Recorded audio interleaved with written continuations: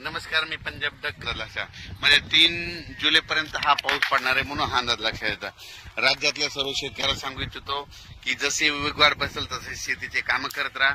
पाऊस दररोजच पडत राहणार आहे, म्हणजे एकदम असा बंद काही होणार नाही, म्हणून सर्व शेतकऱ्यांनी हा अंदाज लक्षात घ्यायचा।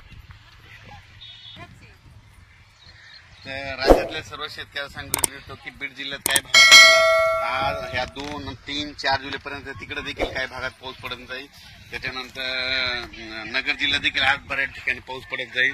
म्हणजे सांगायचं झालं तर पाऊस दररोजच वेगवेगळ्या भागात पडणार आहे, सर्वदूर असं सगळीकडे सारखा पडणार नाही, भाग बदलत पडणार आहे, म्हणून हा अंदाज लक्षात घ्यायचा। आणि त्याच्यानंतर 5, 6 जुलै 7 आणि 8च्या दरम्यान एकदा पावसाचं वातावरण राहणार आहे। पण सगळ्यात वरून राज्याची कृपा फक्त विदर्भावर जास्त, म्हणजे विदर्भात 6, 5, 11 जिल्ह्यामध्ये मात्र तिकडल्या भागामध्ये चांगला पाऊस पडणार आहे। म्हणजे हे सांगायचं झालं तर आणि आपल्या मराठवाड्यामध्ये काय होणार की दररोज वेगवेगळ्या भागात दररोज भाग बदलत पडणार आहे, कोणाचं पीक काही जाणार नाही, म्हणून हा अंदाज लक्षात घ्यायचा।